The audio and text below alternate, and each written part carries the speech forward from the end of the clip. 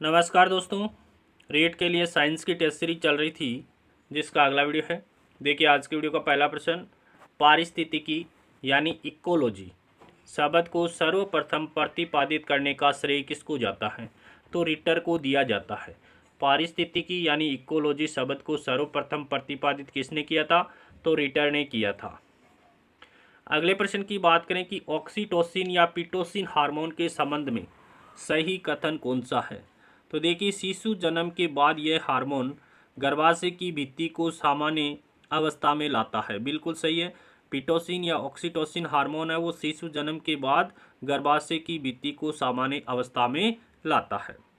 दुग्ध स्रावण को उत्तेजित करता है, ये भी राइट है। दुग्ध निष्कासन हार्मोन भी इसको कहा जाता है, ये भी सही है। तो सभी कथन यहाँ पर सही है। अगले प्रश्न की बात करें कि वनस्पति विज्ञान की वह शाखा जो शैवालों के अध्ययन से संबंधित है कहलाती है। तो शैवाल का अध्ययन विज्ञान की किस शाखा में किया जाता है? फाइकोलॉजी में किया जाता है।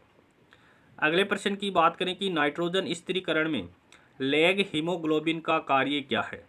तो लैग हीमोग्लोबिन क्या काम करता है? ऑक्सीजन का अवशोषण करता है। नाइट्रोजन स्थिरीकरण में लैग हीमोग्लोबिन का कार्य क्या होता है? ऑक्सीजन का अवशोषण करना होता है। अगले प्रश्न की बात करें कि मेंडलीव की आवर्त सारणी के अनुसार पूर्वानुमान एका एल्यूमिनियम के स्थान पर वर्तमान में किस तत्व को स्थान प्राप्त हुआ था? देखिए एका एल्यूमिनियम के स्थान पर कौन सा तत्व आया था? गैलियम आया है। पूर्वानुमान लगाया था किसने? मेंडलीव ने। और उनके स्थान पर वर्तमान में कौन से तत्व रखे गए? देखिए एका बोरोन के स्थान पर स्कैंडियम को स्थान प्राप्त हुआ, एका एल्यूमिनियम के स्थान पर गैलियम को स्थान प्राप्त हुआ, एका सिलिकॉन के स्थान पर जर्मेनियम हुआ और एका मैग्नीज के स्थान पर रेनियम को स्थान मिला है। अगले प्रश्न की बात कर लेते हैं कि नींबू की रस का पीएच मान कितना होता है? तो नींबू की रस का पीएच मान होता है 2.2। नींबू की रस का पीएच मान कितना होता है? 2.2 होता है। सिरके का पीएच मान कितना होता है? 3.76 होता है। जठर रस का पीएच मान 1.2 होता है और टमाटर की रस का पीएच मान 4.4 होता है।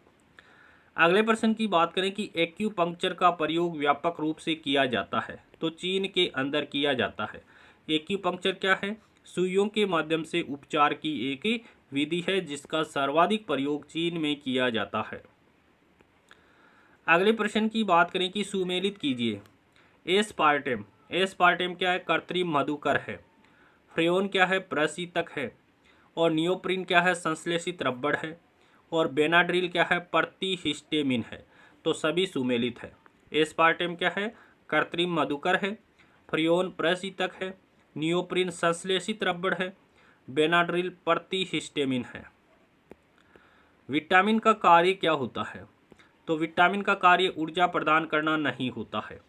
जैव उत्प्रेरक के रूप में विटामिन का कार्य होता है। किसके रूप में? जैव उत्प्रेरक के रूप में कार्य कौन करता है? विटामिन करते हैं। अगले प्रश्न की बात करें कि ऑक्सीटोसिन या पिटोसिन हार्मोन के संबंध में सही कथन का पता लगाइए। यह हार्मोन प्रोटीन प्रकृति का होता है। बिल्कुल, ऑक्सीटोसिन होता है वो प्रोटीन प्रकृति का हार्मोन होता है। यह हार्मोन 9 एमिनो एसिड से मिलकर बना एक पॉलीपेप्टाइड है। बिल्कुल सही बात है। ऑक्सीटोसिन हार्मोन 9 एमिनो एसिड से मिलकर के बना एक पॉलीपेप्टाइड है। यह प्रसव पीड़ा उत्पन्न करता है। बिल्कुल सही बात है। ऑक्सीटोसिन या पिटोसिन हार्मोन प्रसव पीड़ा उत्पन्न करता है। सभी कथन यहाँ पर सही है। ऑप्शन द यहाँ पर करेक्ट हो जाएगा। अगले प्रश्न की बात करें कि फेरस सल्फेट की वियोजन अभिक्रिया लिखिए। देखिए फेरस सल्फेट 2FeSO4 रंग कैसा होता है? हरा रंग होता है। जब इसको उष्मा देते हैं तो इसका अपघटन होता है, Fe2O3 में परिवर्तित हो जाता है। 2FeSO4 को उष्मा देने पर अपघटन होता है, Fe2O3 plus SO2 plus SO3 का निर्माण होता है। Fe2O3 को फेरिक ऑक्साइड कहते हैं जिसका रंग कैसा होता है? भूरा रंग होता है। अगले प्रश्न की बात करें कि श्वास द्वारा शरीर में अधिक मैग्नीज का प्रवेश उत्पन्न करता है तो न्यूमोनिया रोग उत्पन्न करता है। श्वास के माध्यम से शरीर में अधिक मैग्नीज प्रवेश कर जाता है तो न्यूमोनिया रोग से ग्रसित हो जाते हैं। और जब हड्डियों के जोड़ों में यूरिक एसिड जमा हो जाता है। जब हड्डियों के जोड़ों में यूरिक एसिड जमा हो जाता है तो वह गठिया रोग कहलाता है। डिप्थीरिया रोग है वो कोरिने बैक्टीरियम नामक जीवाणु से होने वाला रोग है। काफ़ी बार यहाँ से प्रश्न पूछा जाता है कि डिप्थीरिया किसके कारण होता है, तो ये जीवाणु जनित रोग है। डिप्थीरिया किसके कारण होता है, जीवाणु के कारण होता है। जीवाणु का नाम पूछे तो कोरिने बैक्टीरियम हो जाएगा। कैडमियम प्रदूषण के कारण कौन सा रोग होता है, इटाई रोग हो जाता है। किसके कारण, कैडमियम की अधिकता के कारण इटाई रोग हो जाता है। और पारा प्रदूषण के कारण कौन सा रोग होता है, मीना माटा रोग हो जाता है। पारा प्रदूषण के कारण मीना माटा रोग हो जाता है। जठर रस का पीएच मान कितना होता है, 1.2 होता है।